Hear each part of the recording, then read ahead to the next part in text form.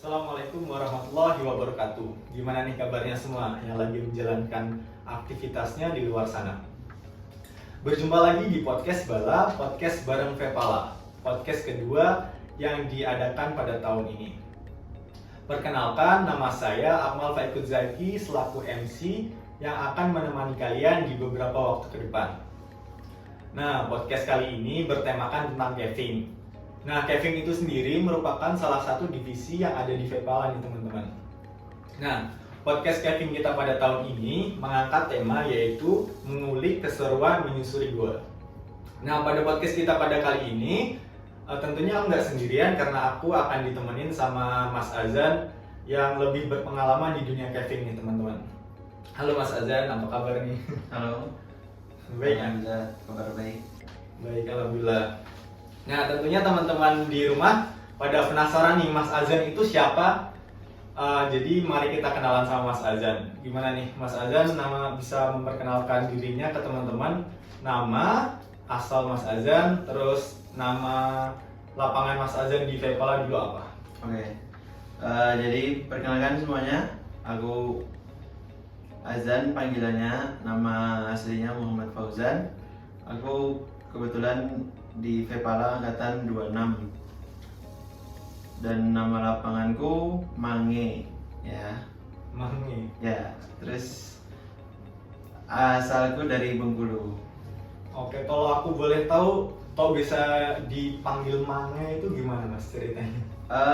Jadi ceritanya itu ketika selesai diksar itu kan dikumpulin nih semuanya, ngumpul semuanya seangkatan terus sama senior juga. Habis itu disitu dikasih nama masing-masing dari senior. Ya aku nggak tahu sih asalnya dari mana gitu, ya udah terima aja. Gitu. Oh gitu. Aku jadi nggak sabar nih. Nah, dapat nama lapangan apa nanti pas diksar ya? Itu dapatnya pas di diksar ya Mas? Ya selesai diksar nanti. Oke. Ayo Mas, aku mau tahu nih kesibukannya Mas Azan sekarang ini ngapain ya Mas? Sementara ini aku masih di coffee shop di Tembalang. Aku ngurusin diberi amanah tanggung jawab untuk mengelola coffee shop di Semarang, di Bosa Cafe tempatnya gitu. Oh iya, buat teman-teman nih, aku mau ngasih tahu juga. Tadi kan Mas Azan udah bilang Mas Azan punya kafe nih di Bosa, tepatnya di Jalan Tirto Agung. Nah, buat teman-teman nanti yang udah ada di Semarang bisa nih mampir ke kafenya Mas Azan di Bosa Cafe. Siapa tahu dikasih diskon ya Mas. Boleh banget, ntar dikasih diskon. Oke, sebelum kita mulai nih Mas, aku mau nanya sedikit kayaknya tentang kafe Bosa ya. Iya, Bosa Cafe. Gimana akhirnya Mas Azan itu memutuskan untuk ada di kafe itu? Jadi ceritanya itu aku sidang skripsi itu awal Desember 2021. Kemudian ada orang yang sekarang jadi manajer Bosa Cafe ngubungin aku. Kemudian beliau bilang mau buka coffee shop di Semarang dan belum punya orang gitulah di Semarang. Kemudian aku diajakin untuk gabung dan akhirnya aku diberi amanah untuk ngelola Bosa Cafe itu sampai sekarang gitu. Jadi bukan aku pemiliknya nih, koleksi ini. Oke, terus kalau misal teman-teman yang lagi nyari part time job gitu bisa nggak ke Bosa Cafe gitu? Mungkin untuk sementara masih full ya, belum ada lowongan. Mungkin kedepannya bisa jadi ada gitu loh. Soalnya yang jadi karyawan saat ini juga mahasiswa Undip. Jadi masih ada kemungkinan keluar masuk gitu. Oke, jadi teman-teman sekalian bisa dipantengin terus nih. Ya, follow aja Bosa Cafe. Oh iya, follow aja Bosa Cafe di Instagramnya. Oke baik, setelah tadi kita berkenalan lebih dalam nih sama pembicara kita, kayaknya lebih baik kita langsung ke topik utama aja nih, di tema mengulik keseruan menyusuri goa. Nah, dari aku dan teman-teman nih Mas udah ngumpulin beberapa pertanyaan yang nantinya akan ditanyakan ke Mas Azan yang tentunya bisa nambah nanti wawasan kita tentang caving. Oke, sebelum ke pertanyaan yang lebih dalam dan lebih sulit, kayaknya teman-teman dan aku sendiri ya nih, masih ngawang-ngawang nih pengetahuannya apa ya? Kayak caving itu sebenarnya apa sih mas? Oke, jadi di sini apa ya namanya? Aku juga bukan orang yang paling tahu tentang caving nih, jadi aku juga masih belajar lah. Dari dulu sampai sekarang masih belajar tentang caving ya. Alhamdulillah aku diberi kesempatan waktu di Fepala buat belajar caving, kemudian praktek ke lapangan juga gitu sama teman-teman seangkatan, sama senior-senior juga. Jadi kalau menurut aku ya, caving itu kegiatan menyusuri gua. Kegiatan menyusuri gua. Ya, simpelnya itu sih. Tapi kalau buat dipanjangin ya bisa ke eksplorasi sumber daya yang ada gitu.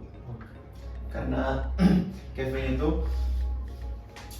apa ya, nggak cuman sekedar kamu masuk ke dalam gua itu kemudian kamu foto-foto terus keluar, nggak sekali itu banyak yang memanfaatkan itu kayak untuk penelitian gitu. Terus itu gua itu mungkin bisa dimanfaatkan untuk pariwisata dan lain-lain kan gitu. Oke. Jadi simbolnya gitu ya teman-teman, caving itu kegiatan menyusuri gua. Nah, dari aku sendiri nih mas, udah sebenarnya kayak masih bingung, caving itu termasuk ke dalam olahraga atau bukan ya mas?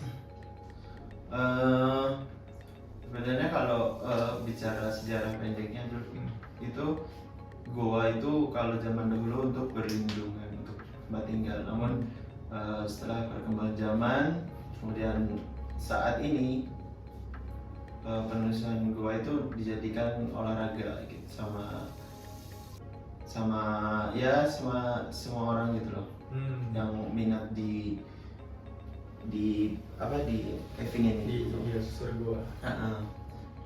Dan banyak perkembangannya dari tahun ke tahun gitu loh. Oke, jadi caving itu sendiri bisa digolongkan ke dalam olahraga ya teman-teman. Nah, kalau dari pengalaman Mas Azan nih selama melakukan kegiatan susur gua, ada nggak sih mas manfaat yang Mas Azan dapetin gitu dari kegiatan tersebut? Pasti ada. Pasti ada, karena apa ya, sebelum mulai melakukan kegiatan penelusuran gua atau penyusuran gua itu kan kita harus mempersiapkan semuanya dulu gitu. Terus manajemen perjalanannya, manajemen logistiknya itu harus dipikirkan terlebih dahulu. Jadi kegiatan itu secara tidak langsung tuh udah kebawa di kehidupan normal aku. Jadi setiap mau ngapain, mau kemana gitu pasti udah kepikiran aja manajemen perjalanannya, logistiknya gitu. Jadi udah tertata gitu lah istilahnya. Itu dari segi persiapan. Kemudian kalau untuk dari segi praktek lapangannya mungkin karena di goa itu sesuatu yang jarang dijamah sama orang ya. Jadi kita kayak masuk wilayah yang baru yang belum pernah kita masukin, dan otomatis di sana kita harus rendah hati. Terus kita harus mengikuti peraturan yang ada di situ, dan kita menjaga ornamen-ornamen yang ada di dalam gua itu, jangan sampai kita merusaknya, karena itu untuk warisan anak cucu kita nanti kan, supaya mereka juga bisa menikmati itu. Ya itu sih yang pelajaran yang bisa diambil, kita bisa kerjasama juga ketika di dalam gitu sama teman-teman yang lain. Oke, jadi gitu ya teman-teman, manajemen perjalanan, manajemen waktu di kegiatan menyusuri goa itu ada dampak positifnya, jadi kebawa ke kehidupan sehari-hari nih katanya Mas Azan ya. Oh ya Mas, aku kan juga belum pernah nih melakukan kegiatan menyusuri goa. di dalam gua itu ada ornamen atau fauna apa aja sih Mas? Banyak sih kalau kalau kita masuk itu.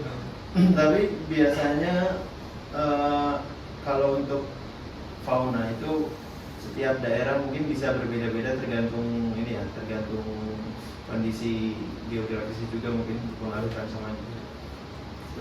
Ya kalau pada umumnya ya gua itu ada stalaktit, stalagmit gitu. Terus ada gua yang berair, ada gua yang kering. Pada umumnya kan gua dibagi jadi dua, ada gua horizontal sama vertikal kan. Nah, biasanya kalau yang vertikal itu apa ya,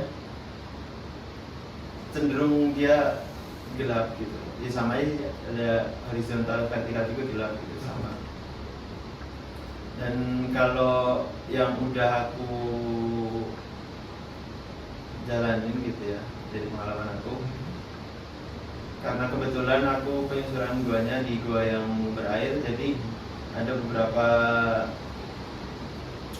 fauna yang aku temuin yang mungkin di apa ya, di tempat biasa, di tempat yang biasa kita lihat itu nggak pernah. Kayak hewan apa sih namanya, yang ikan tapi ada kakinya itu loh pokoknya. Salamander. Ya sejenis itu lah pokoknya. Ah. Nah, terus aku baru pertama kali lihat itu di dalam gua juga. Terus ada kelabang. Ikan tetap ada kan ya karena berair. Ya kebetulan yang pas aku lewatin itu ada ikan lele sih kalau nggak salah. Ada ikan lele. Dan kebetulan nama guanya itu Pelelean karena di situ banyak lelenya. Terus ular juga ada, terus kayak reptil-reptil gitulah. Karena kan di situ tempatnya dingin, tempat tinggal mereka. Terus kalau di gua vertikalnya tuh aku pernah nemu ular berbisa juga pernah sih. Oh iya. Ular berbisa, terus ya apa lagi ya? Itu sih kayaknya yang pernah aku temuin. Oke. Jadi ada banyak ya Mas, kayak kelelawar, Iya. ikan, terus ular, terus ada stalaktit, stalagmit. Iya. Terus kalau misalkan aku juga pernah belajar nih di Geografi. pelajaran geografi. Iya, geografi. Stalaktit itu ya, yang dari atas Iya, ke dari bawah. atas. Terus yang stalagmit dari bawah Iya, ke yang atas. bawah. Terus kalau misalkan nyambung jadi pilar. Iya. Oke. Nah, menurut Mas Azan nih yang udah ada pengalaman di dunia susur gua, kegiatan apa aja sih Mas yang dilakuin di dalam gua itu? Kayak aku pernah dengar ada pemetaan gua, terus ada pengukuran debit air. Ya. Ya.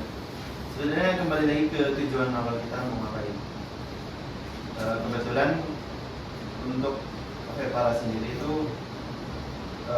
tujuan masuk ke gua itu yang pertama ya untuk eksplorasi yang ada di dalam, kemudian yaitu mengukur debit air, terus pemetaan,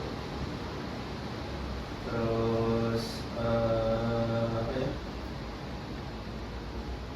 Ya sementara masih itu sih. Tapi kalau mungkin di mapel lain atau di organisasi lain yang di bidang caving gitu, mereka ada yang penelitian sampai ke penelitian faunanya gitu, terus ekosistemnya di situ gitu. Banyak yang bisa diulik gitu. Nah, terus tadi yang katanya ada pemetaan gua itu, kan kalau misalkan di goanya yang berair gitu, kalau misalkan kena tetesan air gitu, tintanya hilang nih. Ada kayak Jadi emang ada apa ya, alat tulis khususnya gitu. Nanti kalau aku sendiri tuh pakai pensil, terus ya pakainya kertas apa ya, lupa aku. Ya karena udah lama juga sih. Pokoknya ada kertas khususnya lah yang buat tulis itu biar nggak hilang dengan air. Oh iya, oke. Nah terus tadi kan Mas Azan bilang ada gua vertikal, gua horizontal. Iya. Nah itu teknik kalau misalkan mau menyusurin kedua gua tersebut itu sama atau beda kan? Beda banget. Jadi kalau gua horizontal, kita biasanya yang sering digunakan tekniknya itu ada berjalan, jalan biasa, ada yang merunduk, terus ada yang ruku juga, ada yang sampai ngesot bahkan gitu.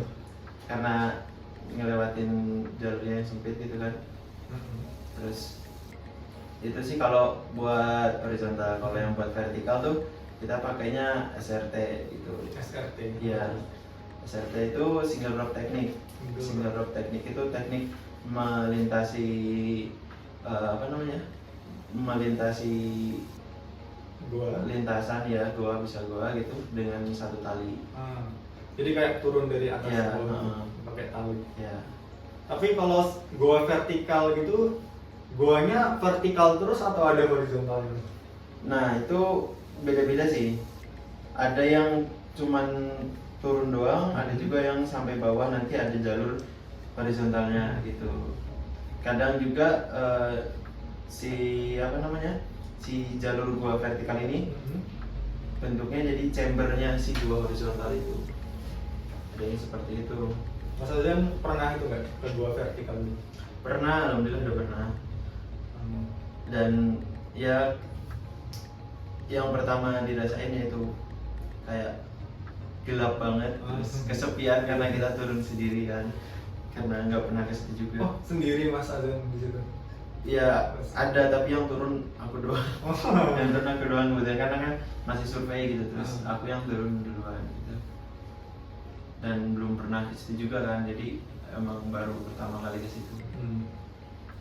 Oke, sejauh ini nih aku yakin teman-teman sekalian pasti ada yang tertarik nih buat mencoba kegiatan susur gua. Nah, untuk persiapan apa aja sih Mas yang perlu dilakukan kayak sebelum melakukan caving itu? Kan kalau di kalau mau naik gunung kan kayak ada survei dulu, terus ada sedikit latihan fisik. Kalau di caving itu sama atau gimana? Ya secara umum sama, harus ada persiapan. Terutama ilmunya kita harus ada dulu. Ilmunya, tekniknya, skillnya harus ada dulu. Kemudian kita harus punya peralatannya juga. Peralatannya juga cukup banyak ya. Mau horizontal mau vertikal itu cukup banyak, dan nggak ada yang boleh tertinggal satupun gitu. Semuanya harus ada gitu, karena itu kebutuhan kita untuk di dalam gua itu gitu. Jangan sampai ada yang tertinggal satupun. Terus survei juga penting. Survei itu penting karena mungkin kita belum pernah ke situ gitu. Kita belum pernah ke situ, jadi kita harus meraba-raba dulu nih. Paling nggak kita ya baca jurnal orang yang pernah masuk ke situ gitu kan. Ada apa aja, terus lintasannya seperti apa gitu kan. Itu sih. Ya, tadi di peralatan untuk caving itu apa aja Mas kira-kira? Kalau untuk gua horizontal ya, itu secara umumnya ya ada wear pack atau ya kayak pakaian yang rapat gitu. Iya. Dari baju sampai bawah, terus nanti kasih sepatu boots bawahnya. Itu pakaiannya sih. Ada yang pakai sarung tangan juga, helm. Karena stalaktit di gua kan tajam-tajam ya, jadi harus safety lah semuanya gitu. Terus juga wear pack-nya itu yang anti air, karena kita kan masuk ke air gitu. Oh iya. Terus ada dry bag juga. Dry bag apa tuh? Dry bag itu tas untuk bawa barang-barang kita supaya tetap kering gitu. Oh, paham. Kemudian ada ya kalau kita mau pemetaan otomatis alat tulisnya disiapin, terus meteran gitu-gitu. Dan tali mungkin kita butuh. Oke, jadi lumayan banyak ya. Jadi Ya. harus survei dulu alat-alat apa aja yang kita perlukan nanti pas. Nah itu baru gua horizontal. Kalau horizontal. gua vertikal lebih banyak lagi. Karena kita melintasi satu lintasan tali itu, kita ada tekniknya namanya ascending dan descending. Oh iya. Ya, nah itu tuh alat ascending ada sendiri, alat descending ada sendiri. Kayak karabiner. Kalau boleh tahu ascending descending itu apa? Ascending itu teknik untuk naik. ke atas, kalau desk ending itu untuk turun ke gua vertikal itu. Itu alatnya beda-beda tuh. Beda-beda. Apa tuh maksudnya? Kalau untuk alat manualnya itu kita biasanya pakai tali jiwa, itu yang manual ya. Apa itu? Tali jiwa ya, apa yang namanya ya? Ya buat yang buat nyantolin ke badan kita. Oh iya, paham. Nah, itu. Kemudian ada footlock itu buat pijakan kita untuk naik ke atas gitu. Kemudian ada karabiner itu buat kita turun ke bawah terus pakai sarung tangan gitu kan. Itu sih yang secara umumnya. Tapi kalau untuk yang alat modernnya itu lebih banyak lagi gitu loh. Ada auto stop, jumar gitu. Oke. Jadi buat teman-teman harus ini dulu nih, riset dulu kalau misalkan mau melakukan kegiatan susur gua. Oke Mas, dari pengalaman Mas nih melakukan kegiatan susur gua, ada nggak sih Mas hambatan-hambatan yang didapatkan ketika melakukan kegiatan tersebut? Kalau hambatan mungkin ini ya, apa namanya? Yang pertama kita harus survei dulu kan, survei dulu ke tujuan kita mau kemana itu kan. Kita harus mencari izin dulu, terutama itu cari izin. Habis itu nanti melihat kondisi juga, karena yang paling berpengaruh itu kan cuaca ya. Karena cuaca nggak ada yang tahu gitu loh. Apalagi kalau gua horizontal yang berair, ada yang terhubung ke sungai itu. Kalau misal hujan tuh dia airnya bisa meluap. Nah itu yang berbahaya sih. Makanya tidak disarankan sebenarnya kalau masuk gua ketika hujan, apalagi gua itu terhubung dengan sungai. Itu sih. Sama peralatannya yang dijaga, soalnya ketika kita masuk gelap kan. Oh iya, ntar Ya, ada yang jatuh, ada yang iya, makanya senter itu penting banget. Senternya kalau bisa yang waterproof gitu. Iya. Ntar konslet Karena lagi. iya, aku pengalaman juga waktu insuran Goa, aku lupa ninggal HP gitu, HP ku ke bawah ke dalam, akhirnya kerendam. Aduh. Tapi ketemu nggak Mas itu HP-nya? Kalau HP-nya masih di kantong, cuman udah kerendam air. Oh alah, posisinya. paham. Jadi ya udah mati. Ya, jadi kayak pelindung yang pas buat renang itu Iya. penting juga buat di bawah. Penting. Nanti HP-nya rusak. Oke baik. Nah pastinya kita nih dalam melakukan kegiatan ekstrim menyusuri gua kayak ini udah melakukan dengan hati-hati nih Mas. Tapi kalau amit-amit ntar kita tersesat di dalam goanya, itu sebaiknya kita melakukan apa ya Mas? Iya. Jadi kalau di alam ya kita udah terbiasa dengan materi survival gitu kan. Salah satunya tuh kalau kita tersesat tuh ada teknik STOP. STOP. Ya. STOP itu S-nya tuh stop. Kita berhenti dulu tuh kalau udah tersesat. Terus T-nya tuh think. Kita berpikir. Jangan sampai kita bengong. Jangan sampai kita bingung. Kita harus berpikir positif, berpikir realistis gimana caranya keluar dari sini. Terus yang ketiga O-nya itu observe. Observe tuh kita mengamati sekitar tuh. Kira-kira kita tadi dari mana nih? Kita dari mana? Terus nanti ya kita kalau apa namanya, kalau sebelum masuk gua kan kita ada pemetaan dari penelitian sebelumnya gitu lah ya. Jadi udah ada jalurnya gitu ya. Kita berusaha cari itu. Jadi tanda-tanda yang kita udah tahu pas masuk itu. Iya. Terus yang keempat ada P itu planning. Kita harus merencanakan apa nih yang mau kita lakukan dulu gitu. Kalau di gua horizontal yang sudah saya pelajari itu, kalau kita tersesat kita harus cari chamber dulu. Chamber itu bagian gua yang luas. Yang luas, yang otomatis oksigen di situ lebih banyak. Karena di gua itu oksigennya sedikit, jadi kalau kelamaan kita bisa sesak napas gitu. Jadi kita harus cari ruangan yang luas dulu, kalau bisa yang tinggi di atas air gitu. Setelah itu baru kita memikirkan rencana berikutnya gitu. Oke. Jadi tadi ada stop ya teman-teman. Ya. S-nya stop. S-nya apa tadi? Ya kan stop ya Ya. Mas. Terus T-nya think, ya berpikir. Terus O-nya observer. Kayak apa tadi Mas? Mengamati sekitar. Terus ada P-nya planning. Oke, baik. Menurut Mas nih, kan tadi untuk melakukan kegiatan susul gua kan untuk amannya tuh kayak menghindari cuaca hujan. Terus ada nggak sih Mas waktu-waktu tertentu yang biasanya orang-orang ini melakukan kegiatan caving? Kayak ada Waktu khusus gitu. Waktu khusus. Kalau yang setahu aku ya di Semarang sendiri ini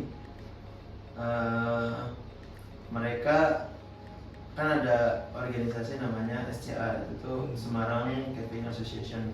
Nah, mereka kegiatannya itu penelusuran gua di berbagai daerah ya. Nah, mereka biasanya kalau mau itu kan merencanakan dulu terus nanti persiapan dulu. Kalau setahu aku sih untuk waktu-waktu tertentu nggak ada ya, mungkin kalau mencari waktu luang yang sama gitu biar bisa bareng. Biar semuanya bisa itu ya. Gitu sih. Oke, baik. Dari tadi kan kita udah membahas nih tentang teori-teori tentang caving dan sebagainya. Aku mau ini nih Mas, kayak nanya pengalamannya Mas Azan itu udah nyusurin gua mana aja tuh Mas? Wah, aku baru berapa ya? Baru ke Pati sih, tapi aku lupa namanya sih karena udah lama. Pati. Di Pati itu ada di daerah Batuan Kapur itu namanya lupa. Dia ada dua horizontal sama vertikal. Aku masuk yang horizontalnya, tapi yang vertikalnya enggak karena kebetulan pas survei itu kita bawa alat gitu. Kemudian yang di Gunung Kidul itu aku udah nyoba, kalau nggak salah namanya Gua Luwung gitu, bentuknya kayak luwung ke bawah gitu vertikal, itu aku bawa. Terus yang ada juga yang arah ke Pantai Siung, itu kiri jalan tuh ada gua juga. Tapi posisi pas aku ke situ guanya udah aku masuk dikit, tapi tuh si jalannya itu udah ketutup sama tanah atau batu longsoran gitu. Ya, jadi nggak bisa nembus ke dalam. Akhirnya cuma sampai situ, habis itu pulang lagi. Kemudian yang ini ke Gua Pelelean. Nah, itu horizontal, full horizontal. Tapi kita ada praktek vertikalnya juga karena kebetulan si jalur horizontal itu kepotong sama jalur vertikal dari atas, jadi kita turunnya dari atas. Nah itu. Terus ada satu lagi sih di daerah situ juga, cuman aku lupa namanya, itu gua vertikal dan horizontal. Jadi bentuknya vertikal besar gitu, ada kayak corong besar, habis itu bawahnya luas banget. Kayak gitu. Oh iya Mas, kalau misalkan susur goa itu kita tuh puncak, kalau misalkan naik gunung nih ya kan, puncak itunya kan ada di puncak, terus kita nikmatin udara di puncak. Kalau misalkan susur goa itu ada batasnya nggak sih Mas, kayak tempat wahnya pas di dalam goa itu? Ya tergantung sama balik lagi sama tujuan kita sih, ke situ mau ngapain. Kalau tujuan kita pemetaan, otomatis kita target nih pemetaan sampai mana dulu. Kita pemetaan sampai mana dengan estimasi waktu juga, jangan sampai kita kemalaman di dalam gitu. Karena kalau belum pernah kan bahaya juga gitu, kita nggak tahu di dalam ada apa gitu. Ya itu balik lagi ke tujuan awal. Terus kalau udah tercapai udah kita kembali gitu. Oke. Sama ini Mas, Mas Azan kedepannya nih ada gua impian nggak yang pengen disusurin kedepannya nanti? Waduh. Masih banyak sih, aku pengen ke Purworejo mungkin. Purworejo. Sana, ya. Yang menarik apa tuh di Purworejo? Oh, aku lupa sih namanya guanya. Soalnya udah lama juga kan nggak bergelut di pergoaan gitu. Karena aku udah berapa ya, 2 tahun juga sih, 2 tahunan. Oke. Mungkin tadi di Gua Purworejo bisa dijadiin rekomendasi nih buat teman-teman yang ingin melakukan kegiatan susur gua. Iya. Oke Mas, mungkin Mas Azan ada pesan nih buat anak-anak muda di luar sana dan pendengar podcast kita pada kali ini yang ingin melakukan kegiatan susur gua tuh harus dimulai dari mana Mas? Untuk eksplorasi atau kegiatan caving, kalian harus belajar dulu dari ilmunya terutama, yaitu speleologi. Nah, kalian pelajarin dulu jenis-jenis goa, terus apa aja ada yang ada di dalam goa, ekosistemnya gitu, alat-alatnya, terus mungkin step-stepnya gitu, apa aja yang harus dijauhi, apa yang harus ada gitu loh, barang-barang apa yang harus dibawa kayak gitu. Kemudian kalau udah ya kalian bisa mulai nih belajar tekniknya, dilatih terus sampai lancar, jangan sampai miss gitu loh, karena bahaya banget gitu di rescue. Di gua tuh gelap banget. Iya. Terus apa lagi ya? Ya survei dulu lah gua yang mana yang mau untuk pemula misal, yang mau dimasukin gitu, cocok apa enggak sama kita nih gitu. Terus dilihat juga cuacanya kayak gimana gitu sih. Oke, jadi gitu ya teman-teman. Jadi harus riset dulu mengenai caving lebih dalam, terus baru eksekusi. Makasih ya Mas Azan udah ngeluangin waktunya. Kita semua jadi tahu nih sedikit banyaknya mengenai caving. Nggak kerasa ya teman-teman udah ada di pengunjung acara aja nih. Tadi seru banget ya ilmu-ilmu yang disampaikan Mas Azan. Pokoknya seru banget deh. Semoga ilmu yang disampaikan Mas Azan tadi dapat bermanfaat buat kita semuanya. Oke, sebelum ditutup nih, seperti biasa budaya Vepala yaitu ada jargon. Nah, karena di podcast caving, jadi jargonnya ada 3 nih teman-teman. Buat teman-teman di rumah yang lagi nonton bisa ikutan juga nih jargon bareng kita. Jadi jargonnya ada salam lestari, Vepala Jaya, sama salam speleo di caving. Oke Mas, tak pimpin ya Mas. Oke. Salam lestari, Vepala Jaya. Salam speleo, Speleo. Terima kasih untuk Mas Azan saya ucapkan sekali lagi. Dan buat teman-teman yang udah nonton podcast kita sampai sekarang di ujung acara ini, saya ucapkan terima kasih dan sampai jumpa di podcast berikutnya.